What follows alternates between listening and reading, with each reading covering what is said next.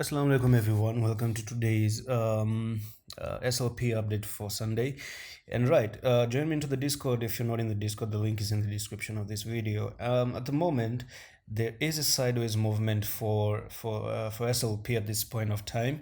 But what I'm gonna tell you is still you guys have to be really careful because of Bitcoin. Okay, right now at this point. It seems like I told you guys that even if you're looking to invest, you have to put a very big stop loss in here at the 0.017. Okay, but right now what you're doing is nothing, literally nothing. All these green candles are there. Down here there's no pressure of buying. Okay, there are no buyers actually stepping in. That's one thing for sure that I can tell you, that buyers are not there. These are just normal small green candles and red candles. No big process right there. It's sort of like you made one bottom, second bottom. You sort of made a double bottom on the 3 hour time frame that I'm in here right now. But at this point of time, guys, don't get any excited about these candles printing out. I'm not.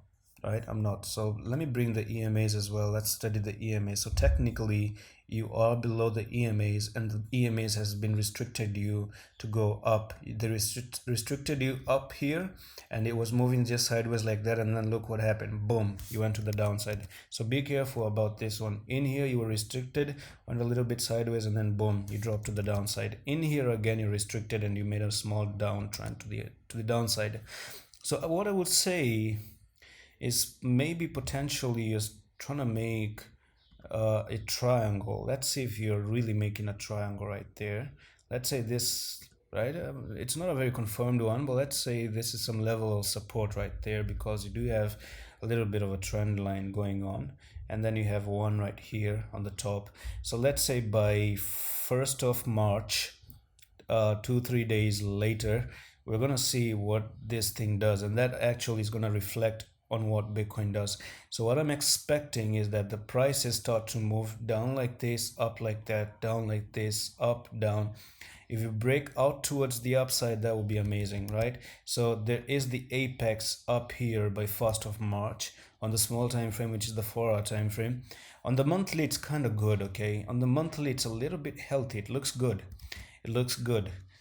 But there's a suspense. I'm gonna let you know that there's me personally, I already took my profits way up here. Okay, I took my profits up here. A lot of people saw the video. Some of them benefited out of that video.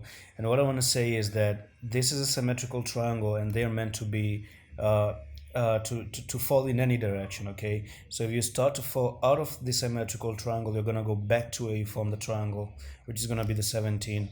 If you start to break out of it, you're gonna go back to that 23 level, and that's what we want to see. Okay, we want to see SLP going to 27. But what I'm gonna tell you is that SLP is not really doing something that I've always wanted it to do. Okay, yes, it made a green candle like this one, but this is meaningless, honestly. Like, it's not even a bullish engulfing candlestick.